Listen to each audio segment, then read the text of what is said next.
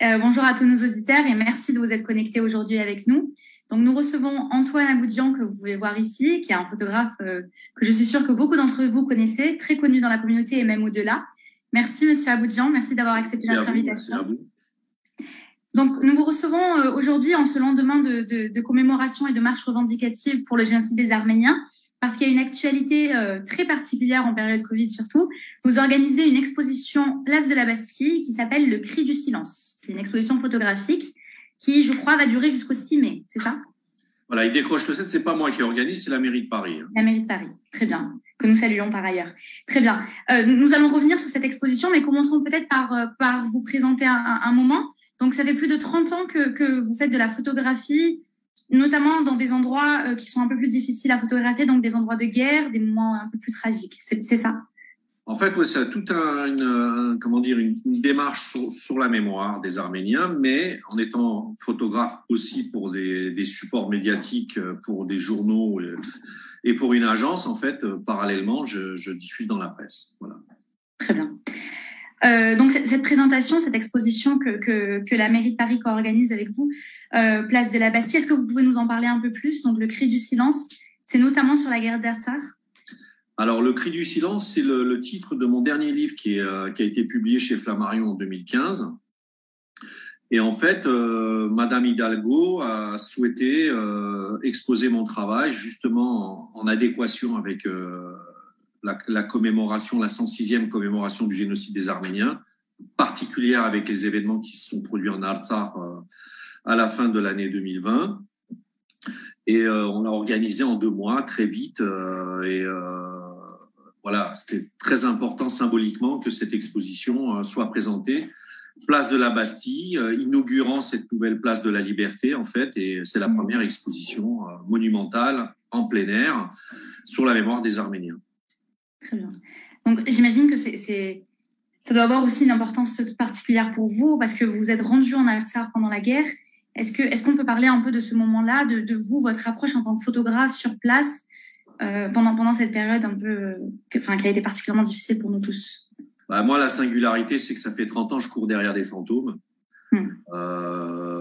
pour retourner des pierres, déterrer des vestiges et en fait courir derrière les fantômes depuis 30 ans pour une mémoire enfouie, quoi, en fait. Et la singularité, alors effectivement, je suis allé sur des lieux de mémoire arméniens pendant les guerres qui ont eu lieu en Irak ou en Syrie entre 2017 et 2019. Considérant, parce que moi en fait je fonctionne comme ça, j'identifie un espace géographique qui est en adéquation parfaite avec la mémoire arménienne.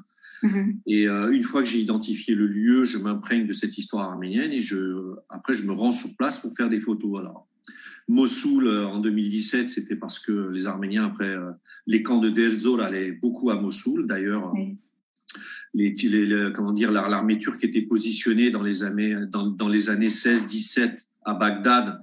Et il y a eu énormément de massacres d'Arméniens à Mossoul dans cette période-là, de réfugiés qui avaient réussi à échapper au camp de Deir ez-Zor. Et après, donc en Syrie, tous les lieux, les bases de Daesh, que ce soit à Raqqa, que ce soit à Deir ez-Zor, que ce soit dans le nord à Ras al-Khaïm, c'était des camps importants spécialement édifiés pour les Arméniens pendant l'exode. Donc c'est pour ça que je suis allé dans cet endroit-là pendant la période de chaos.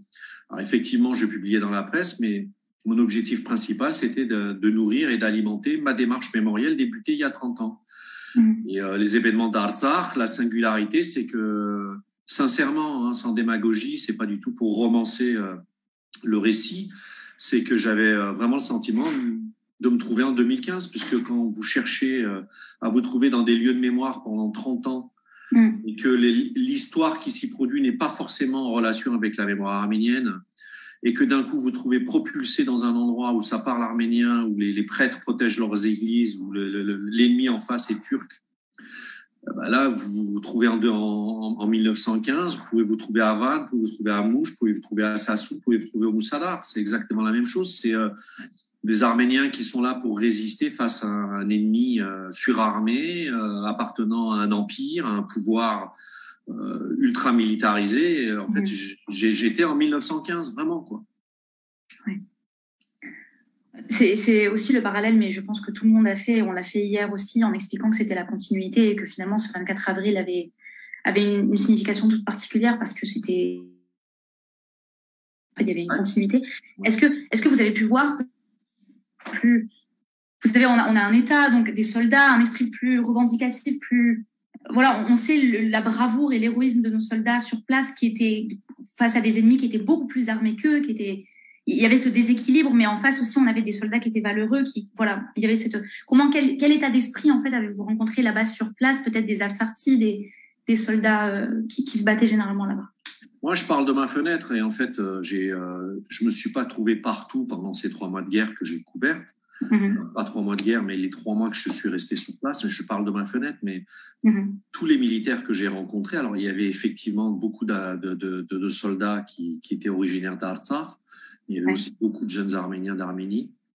Et en fait, je voyais des jeunes qui m'expliquaient, qui protégeaient leurs terres, mais qui étaient soit des enseignants, soit des professionnels d'une entreprise qu'ils avaient créée, des gens qui n'étaient pas du tout dans un esprit belliqueux, qui étaient juste là pour protéger leurs terres.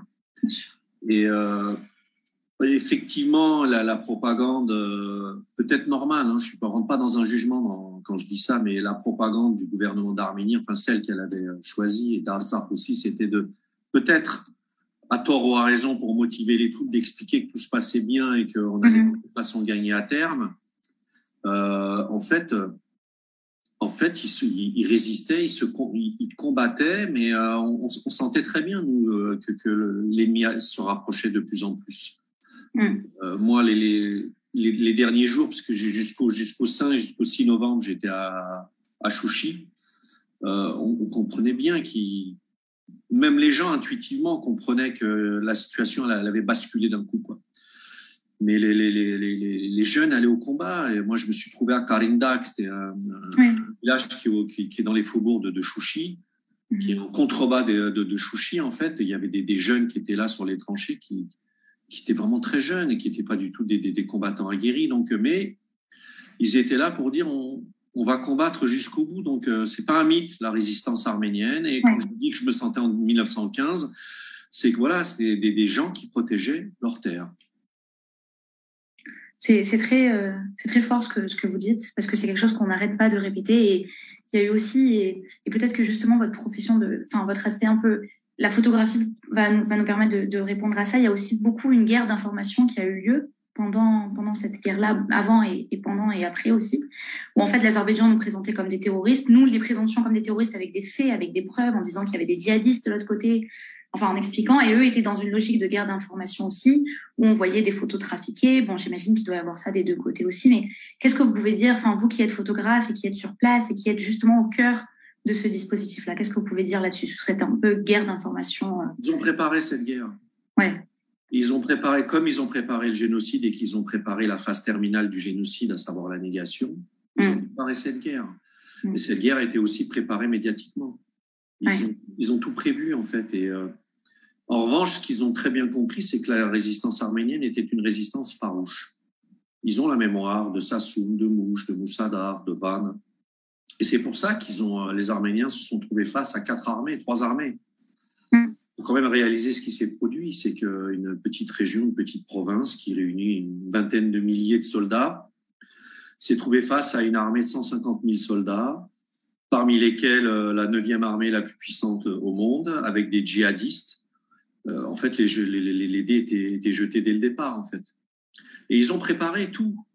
Moi, en tant que photographe de presse, photojournaliste aussi, j'en veux à la presse, en fait, de ne pas avoir inféodé cette agression au processus génocidaire, parce que faut arrêter d'expliquer que c'est une guerre entre deux républiques. C'est juste la phase terminale du génocide. Effectivement, il y a aussi de la géopolitique. Il y a un discours, une discussion et des arrangements sur l'acheminement des hydrocarbures de la Caspienne. Mais je veux dire, moi, j'étais en Syrie en 2019 quand la Turquie a attaqué le FDS, ce mouvement, cette coalition réunissant des Arabes, des Kurdes dans le nord de la Syrie. Quand cette coalition qui a combattu Daesh sur terre était complètement lié et allié de la coalition de l'Occident, française, américaine, et quand la Turquie est rentrée et a fait une bande de 30 kilomètres, je veux dire, ces Kurdes ont été abandonnés lâchement par l'Occident, par cette coalition. Et à l'époque, j'ai eu un choc en tant qu'Arménien, en me disant, mais cette coalition, le FDS, ce groupe militaire FDS, qui s'est d'ailleurs créé parce que les Américains leur ont dit, vous êtes des milices arabes, kurdes, il faut que vous créez une coalition pour qu'on puisse travailler avec vous. Les Kurdes et les Arabes ont créé cette coalition. Il y a même des chrétiens d'ailleurs dedans, syriaques, arméniens, qui sont tous des descendants du génocide de 1915 d'ailleurs en revanche. Et quand j'ai vu que la Turquie impunément pouvait rentrer comme ça en Syrie alors que les Kurdes avaient combattu Daesh au sol, j'y suis allé 3 fois en Syrie en 2019 moi. Et la première, c'était pendant la guerre de Barouz, et la deuxième, ça a été pour suivre un groupe évangélique, et la troisième, ça a été pendant l'offensive turque en Syrie. J'ai dit, ils vont attaquer le Karabakh, que personne ne fera rien. Et les discours d'Erdogan qui expliquaient qu'ils allaient terminer le travail des ancêtres au Caucase et l'acheminement en Nakhitchevan de tous ces militaires, j'ai dit, la guerre va démarrer. Et c'est ce qui s'est produit. Ils ont préparé cette guerre, et si cette guerre a pu être possible, c'est parce qu'il y a eu des discussions et des accords préalables, y compris avec la Russie, pour que cette guerre soit possible. Et selon moi, cette guerre a été envisagée même et pu être possible parce que, en fait, il s'agit quand même d'une armée de l'OTAN qui a été sur le précaré russe. Elle a pu être possible parce que la Russie l'a rendue possible. Donc voilà, donc ils ne pouvaient pas gagner les Arméniens, ils ne pouvaient pas gagner dans cette guerre. Et la guerre de l'information, c'est que je considère que c'est criminel de la part de la presse internationale de ne pas associer ce qui s'est produit au processus génocidaire, à la phase terminale du processus génocidaire, parce que c'est de ça qu'il s'agit en fait. Et on est encore dans une logique où ils ont divisé sur le sud de l'Arménie, le sunnique. Oui, c'est la question que j'allais vous poser juste après. J'allais vous dire, c'est d'autant plus effrayant que les déclarations continuent, les déclarations belliqueuses côté azéri, côté turc continuent, et le sunnique est régulièrement cité. Et on a vu que personne n'a rien fait pour l'Artsakh, donc c'est très effrayant de penser à ce qui peut se passer pour la suite, quoi. Bah oui, si les Arméniens ne parviennent pas à considérer que leur situation elle est pas pérenne, qui s'est produit, c'est sans précédent, et que c'est juste une suite logique de ce qui est censé se produire ultérieurement, voilà. La lumière est encore devant. Les Arméniens est un peuple résilient. Ils ont démontré que c'est un peuple résilient. Mais bon, là, il faut quand même prendre en cause qu'on est dans un processus qui faut être un peu logique. Ouais. La Turquie n'a pas fait son mea culpa. L'Arménie n'a pas fait ce qu'a fait l'Allemagne dans les années 70 à Varsovie. Donc les Arméniens seront en danger tant que la Turquie n'aura pas reconnu le génocide. Ce qui s'est passé là avec Biden, c'est fondamental, c'est très important selon moi, pas seulement symboliquement, mais c'est important, c'est un pied supplémentaire et il faut que cette Turquie reconnaisse le génocide. Et tant qu'elle ne l'aura pas reconnu, on sera en danger en fait. Ouais. Vous avez parlé de la presse, c'est un point très intéressant parce qu'on a eu notamment le moment où les 2 journalistes du Monde ont été blessés, on a eu pendant cette guerre d'information beaucoup d'espoir sur la presse en essayant de solliciter, et puis les réseaux sociaux ont joué un rôle fondamental là-dedans aussi. Il y avait des photos qui circulaient tout le temps, partout. Qu'est-ce que vous avez pu ressentir sur place de cette presse internationale, notamment de la presse française? Est-ce qu'ils réalisaient quand même qu'il y avait une différence de position? Je me souviens d'un moment, je ne sais pas si vous l'avez suivi, mais d'un moment catalyseur en France où il y a eu une émission sur TF1 qui décrivait les souffrances azéries et qui montrait une vache au milieu de... Enfin, bref, c'était caricatural. Qu'est-ce que vous avez pu ressentir sur place? Est-ce que vous avez pu voir des journalistes qui étaient vraiment... Est-ce qu'ils comprenaient les enjeux sur place de ce qui se passait? Il y a des journalistes qui, majoritairement, ne maîtrisent pas le sujet. Donc, ils mettent au même niveau la souffrance du prisonnier, du capturé dans le camp d'Auschwitz, de la souffrance du soldat qui est sur le Mirador. C'est la même souffrance. Donc, quand on veut mettre au même niveau les souffrances, en fait, celle de l'opprimé et celle de l'oppresseur, ça fait qu'il y a énormément de gens qui viennent, qui sont juste là pour compter les coups, regarder celui qui, et puis voilà. Donc, et majoritairement, c'était ça dans la presse, ce qui n'a pas été le cas du Figaro Magazine, qui a tout un parti pris. Le journalisme, c'est aussi à un moment donné de savoir se mouiller. C'est quand même très important, quoi. Je veux dire, Albert Londres, c'est ce qu'il disait, c'est qu'à un moment donné, on peut pas être neutre. Et quand on ne connaît pas l'histoire et qu'on ne comprend pas que ce qui est en train de se produire est la suite logique d'un plan initié en 1915 par les jeunes Turcs, bien avant aussi par le sultan, et qu'on est dans la phase terminale logique, il faut un peu connaître l'histoire. Les pays ont l'histoire de leur géographie. À ce moment-là, ça fait que voilà, il y a des traitements comme ça qui sont des traitements égalitaires. Et on assiste à cette inculture désastreuse de certains journalistes, y compris certains qui sont des journalistes notables.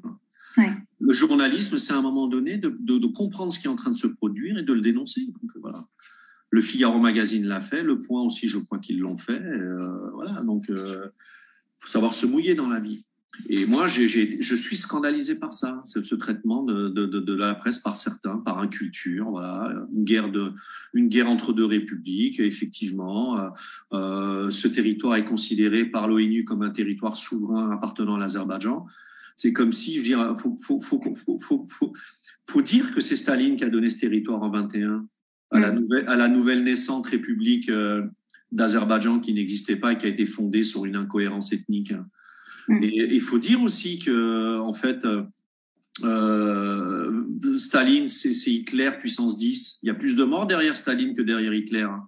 Donc, à partir du moment où on considère qu'un dictateur n'a pas à délimiter des frontières, Staline n'a pas à délimiter des frontières.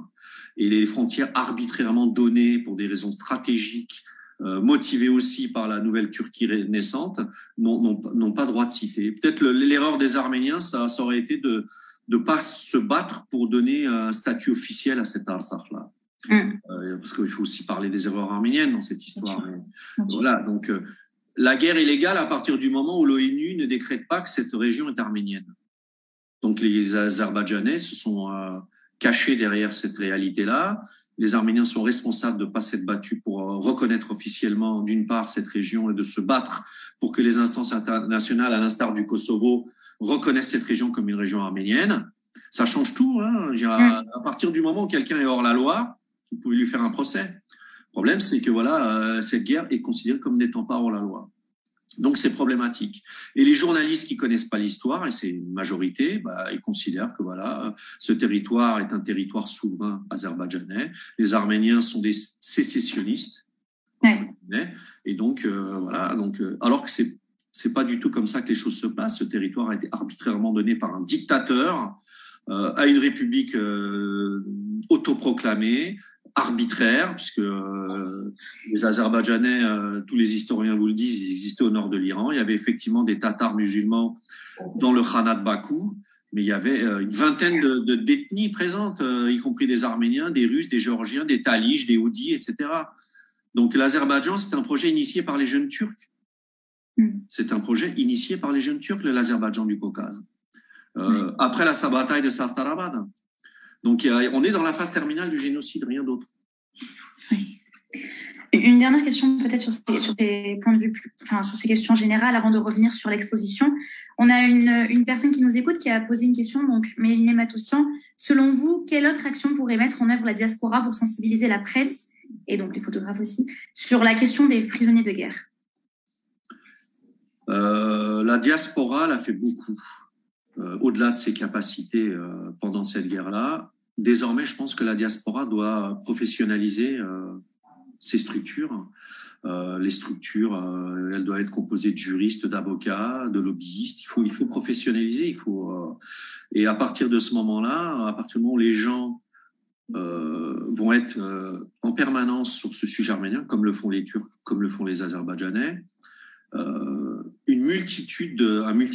un chantier très important va se mettre à jour, y compris celle de la libération des prisonniers. Mais bon, encore une fois, est-ce que c'est réellement la fonction des Arméniens de se battre pour qu'il y ait une libération des prisonniers? C'est un crime international. Ils produisent régulièrement des actes qui sont hors la loi, en fait. Moi, j'étais sur place, j'allais beaucoup à la morgue de Stepanakert. Il y a eu énormément de tortures, il y a eu énormément de massacres, y compris sur des civils. Quelle instance internationale dédiée à ça doit condamner tout ça? Il faut quand même qu'il y ait une certaine façon, une jurisprudence qui se crée au-delà du combat arménien. Et voilà, les problèmes des prisonniers arméniens, c'est pas un problème qui ne regarde que les Arméniens. Il doit y avoir quand même une possibilité de sensibiliser des instances internationales sur ces sujets-là pour que ce soit pas uniquement un combat arménien. Il n'y a pas que ça, il y a les réfugiés, il y a une multitude de choses, il y a le statut du Ralabar qu'on maîtrise pas toujours. Il y a une multitude de choses. Je pense que la diaspora, tout comme l'Arménie, désormais doit professionnaliser son combat.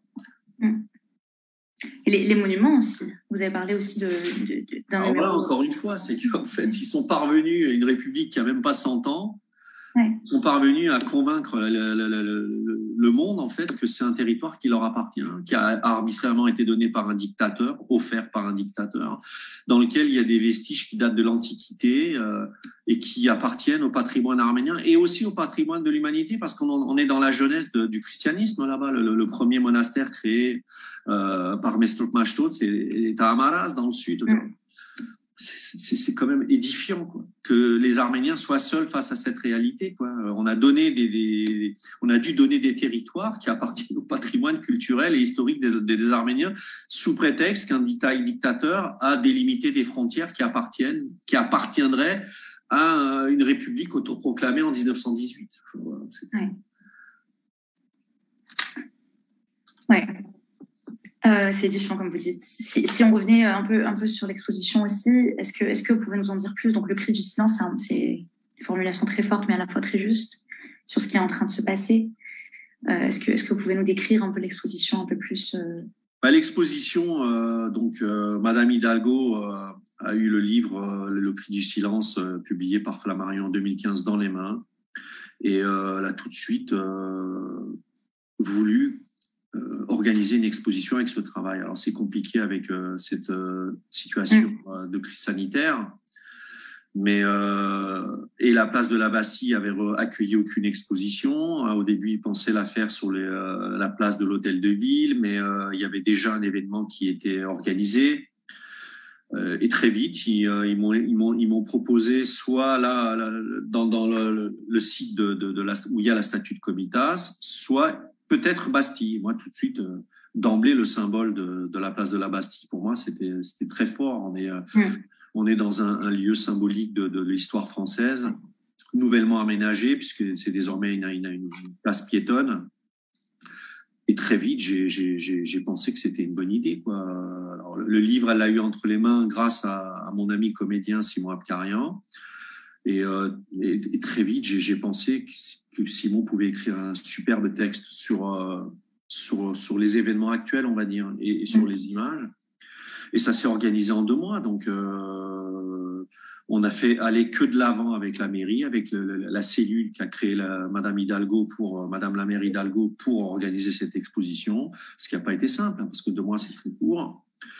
Et donc voilà, et on a travaillé, on a sélectionné une quantité d'images. Moi, j'ai été très attaché à raconter une histoire qui appartient à la mémoire des Arméniens, en y incluant aussi ce processus terminal du génocide. Et voilà, donc moi, je peux pas faire autrement que remercier Madame Hidalgo et l'équipe pour avoir pensé ce projet, l'avoir rendu possible. Et en plus, on rencontre l'actualité avec la reconnaissance par les États-Unis. Je trouve que c'est énorme ce qui se passe. Alors après, qu'est-ce qu'on va en faire? Qu'est-ce que ça va faire? Mais vous savez, pour pouvoir affronter un adversaire, il faut être fort, quoi. Il faut que les Arméniens soient forts. Il faut qu'ils croient dans leur force. Une des raisons pour lesquelles aussi on a perdu cette guerre, c'est que tous, je m'inclus dedans, on a pensé que les Russes ne laisseraient jamais faire cette guerre. Y compris en maîtrisant l'histoire et les nombreuses trahisons de la Russie, on a pensé que c'était pas possible que les Azerbaïdjanais puissent nous attaquer comme ça. Et non seulement ils nous ont attaqués, mais ils nous ont attaqués avec l'armée turque et des djihadistes. Donc il faut qu'on puisse se dire qu'on est seul. À partir du moment où on se dira qu'on est vraiment seul, peut-être on envisagera le monde différemment, sans cultiver le mythe du grand sauveur, en se disant qu'on sera toujours protégé par-ci, protégé par-là. Il faut qu'on se batte, il faut qu'on ait des structures composées de juristes, d'historiens, d'avocats, de lobbyistes pour affronter seul et convaincre, comme ça a pu être fait autrefois, et mener un combat pour assurer notre sauvegarde. Autre chose aussi, on ne peut pas compter sans les Russes. Encore une fois, moi aussi, je me disais, faut rien donner, faut rien rendre. Mais en fait, on a tous péché par orgueil dans cette histoire. On peut pas faire autrement que compter avec les Russes dans toutes les politiques qu'on va mener. On peut pas non plus penser, parce qu'en fait, dans tous les propositions qu'il y a eu, il y en a certaines qui nous ont tous, révoltés, dans lesquelles on parlait de donner des territoires à l'Azerbaïdjan, mais dans lesquels on récupérait plus de choses qu'on a perdu aujourd'hui. Donc voilà, il faut qu'on ait une vraie réflexion sur ce qui s'est produit. Et de toute façon, le problème est la solution. Le problème est la solution. Et il faut qu'on tire leçon de ce qui nous est arrivé, de ce traumatisme qu'on a, pour se relever, comme les Arméniens l'ont toujours fait, avec de la résilience, et qu'on prenne des bonnes décisions pour notre avenir et pour l'avenir des Arméniens. C'est très intéressant ce que vous dites, et c'est aussi la ligne éditoriale de Hayastan, où on essaye de sensibiliser à ce qui se passe et d'essayer de montrer l'urgence en fait de la situation, parce que c'est vrai que le 9 novembre, le 10 novembre, il y a eu cette impression pour être juste, d'avoir sauvé ce qui restait et de se dire, voilà, on a épargné quelque chose et on s'est sauvé, mais finalement, on se rend compte qu'ils reviennent, ils vont revenir, ils nous menacent, ils continuent. Et puis, on a ces images aussi, et je voulais revenir là-dessus, ces images du parc de l'horreur en Azerbaïdjan, à Bakou, que je suis sûre que vous avez vu, avec Aliyev qui parade parmi les casques de soldats arméniens, et puis on voit des enfants qui posent auprès de corps d'Arméniens. Enfin, on a l'impression d'être en Allemagne en 1933. Enfin, on est dans l'exposition avant la Shoah, en fait. C'est ça, l'Allemagne en 1933. L'Arménien, il est moche, il a le nez crochu. Ouais. Et encore une fois, silence quasi total de la communauté. L'Azerbaïdjan, elle est 168e des pays classés par Amnesty International. Elle n'est pas loin de la Turquie, d'ailleurs. Ouais. Il faut savoir que c'est une dictature féroce, c'est un clan féroce. Et, encore une fois, c'est pas à nous normalement de dénoncer ça. Et il y a des journalistes qui vont faire des reportages là-bas. C'est les Leni Riefenstahl de l'Azerbaïdjan, en fait. Ils marchent avec un pouvoir qui est dictatorial, qui est criminel. Et il faut que nous, voilà, et on le fait d'une certaine façon, mais il faut dénoncer tout ça et faire des procès. Il faut que ces gens la payent, quoi. Il faut que, voilà, le crime ne doit pas payer. Est-ce qu'on peut parler avenir ensemble ? Est-ce que vous avez d'autres projets à ce sujet ? Peut-être retourner en Artsakh, montrer. Oui, je vais partir le 15 mai pour le Figaro Magazine pour un sujet sur les enclaves, parce que c'est désormais une enclave. Et oui, moi, je fais un travail depuis 30 ans, c'est un travail de vie, donc d'une vie, en fait. Ouais. Et donc, effectivement, j'arrive à une époque charnière où je peux penser à travailler sur mon prochain livre désormais, qui pourrait sortir en 22-23. Et puis après, je sais pas. Donc, c'est un accouchement depuis 2015 d'un travail que j'ai mené sur le chaos, en fait, parce que j'ai démarré par les guerres. Et l'avenir, tous les Arméniens, quels qu'ils soient, il faut qu'ils mettent leur pierre. On a tous germé sur des cadavres. Il ne s'agit pas de se bouffer sa vie. De toute façon, c'est une aventure qui est ultra nourrissante culturellement, intellectuellement. Moi, j'ai tout appris grâce à ma démarche intellectuelle et artistique. Elle m'a tout apporté. Elle m'a apporté culture, échange, écriture, photographie, expression artistique. Donc, tous les Arméniens qui se sentent touchés par cette démarche, et y compris les non-arméniens, parce qu'il y en a beaucoup qui œuvrent pour ça. Ouais. Il faut qu'ils amènent leur petite pierre. Moi, à mon petit niveau, j'ai amené ma petite pierre. Il faut que, comme ce que vous faites vous, on apporte notre petite pierre avec nos moyens, mais on est du bon côté. Voilà, c'est qu'on a une cause qui est porteuse en même temps, donc humainement. Ouais. Donc, on n'a pas du mal à la mener à bien cette cause. Et en face, voilà, on se bat contre des criminels, contre des menteurs, des spolieurs, des falsificateurs. C'est une réalité. Moi, je dis ça sans haine. J'ai beaucoup travaillé en Turquie. J'ai plein d'amis turcs. Je ferai toujours tout pour jamais blesser ces gens que j'aime, y compris des Kurdes. Je ferai toujours tout pour jamais blesser ces gens que j'aime en étant dans l'essentialisation des choses, parce que pendant le génocide, il y a énormément de gens, de Turcs, qui ont protégé de Kurdes des Arméniens. Oui. Pour moi, ce qui représente les Turcs, c'est eux. J'ai mon ami Osman Kavala qui est en prison depuis 3 ans. C'est un mécène, un philanthrope qui a financé des projets artistiques parce qu'il aime son peuple, parce qu'il aime son pays, pour apporter un questionnement auprès de ces gens-là. Donc, il ne s'agit pas de haine, on n'a pas de haine. Les Arméniens n'ont pas de haine. Ils aspirent à la paix, à la construction. D'ailleurs, moi, j'étais là-bas quand il y a eu la capitulation et on ne savait pas s'ils allaient revenir, les Arméniens. Et ça faisait déjà 1 mois et demi que j'étais dans le noir, moi, à Stepanakert, les soirs. En laps de 2-3 jours, les lumières sont venues, les jeunes sont venus, les jeunes filles, les jeunes hommes sont venus, les commerces sont ouverts. C'est un peuple qui a une aspiration singulière à la résilience, à la création, à la construction. Et encore une fois, je ne fais pas d'angélisme, c'est la pure réalité. Ils aspirent à la paix, ils aspirent à construire, ils aspirent à créer. Donc, il faut qu'à un moment, le crime paye. Et ne paye pas. Il faut que les Turcs et les Azerbaïdjanais payent pour leurs méfaits.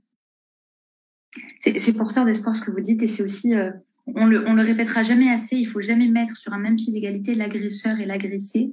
On a beaucoup de réflexions qui sont en train d'être menées, et c'est normal, on sort d'une situation difficile, on entend des personnalités qui veulent, peut-être pour le bien, peut-être, enfin, on ne sait pas quelles sont leurs logiques, mais qui réfléchissent à une normalisation des relations avec la Turquie, à une normalisation des relations avec l'Azerbaïdjan, et il faut sans cesse répéter que nous ne sommes pas les agresseurs. Nous ne sommes pas les agresseurs, nous ne sommes pas les porteurs de haine dans ce qui s'est passé. C'est eux qui sont responsables d'un génocide et qui veulent terminer ce génocide-là. On a parlé tant qu'ils n'auront pas reconnu le génocide, on est en danger. Ouais. Ils viennent nous chercher là, d'ailleurs. Hein. Ouais, bien sûr. Il faut bien comprendre que même être arménien en France, on n'est pas protégé. Hein. Ah oui. Bah, on a vu les événements de Dessine. Et pour corroborer ce qu'on dit, cette reconnaissance serait salutaire même pour la Turquie, parce que c'est une république qui s'est créée sur le cadavre d'un peuple. Et en fait, il perpétue les mêmes pratiques. Un criminel qui n'a pas été condamné, pas été jugé pour ses méfaits, à chaque fois qu'il se retrouve face à une situation analogue, il reproduit le même comportement. Il produit ce comportement pas que sur les Arméniens, il le produit sur les Kurdes, il le produit sur le peuple turc. Je vous dis, la Turquie, elle est 158e, je crois, sur 180 pays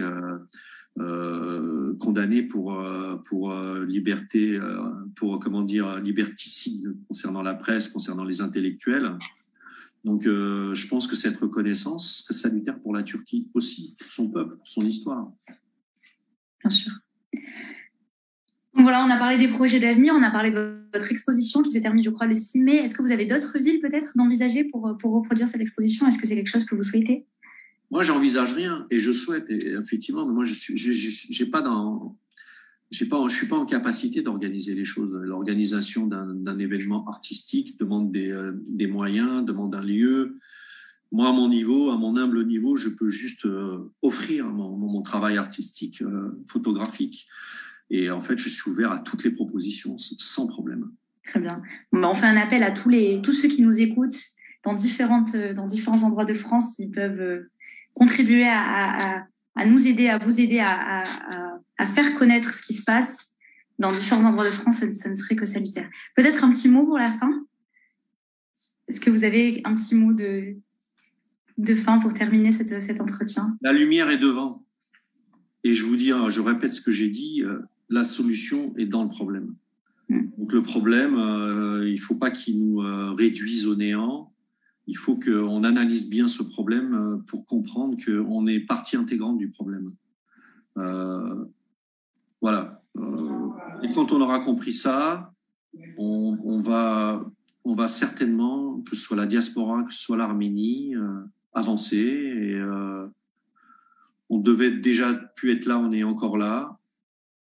C'est bon d'être arménien. Moi, je suis pas dans l'idéologie. Je suis pas du tout dans les corporatismes. Je suis un électron libre. Je suis un être libre. Je me permets de dire je me donne le droit de pouvoir dire ce que j'aime et ce que je n'aime pas. Voilà. Donc, je suis attaché à mes racines. Je suis attaché aussi comment dire, à l'héritage que j'ai, et il faut qu'on puisse suivre la lumière, avancer, et on trouvera la solution. L'histoire, elle se calcule pas sur un court terme, elle se calcule sur le temps long. Donc voilà, tout est devant nous pour nous. Et moi, je suis très fier des jeunes parce que j'ai vu beaucoup de jeunes là-bas qui venaient pour de l'aide humanitaire. Moi, je ne suis qu'un passeur et je sais qu'il y a une nouvelle génération qui assumera le même rôle pour les générations à venir. Voilà mon dernier mot. Merci beaucoup, Monsieur Agoukian, pour cet entretien qui était très, très intéressant. Merci à vous et je suis ravi de votre invitation. J'invite tout le monde à venir et visiter cette exposition jusqu'au 6 mai, place de la Bastille. Oui, il faut y aller en grand nombre. Allez-y en grand nombre, amenez vos amis, allez-y. Merci beaucoup et bonne soirée à tous. Bonne soirée.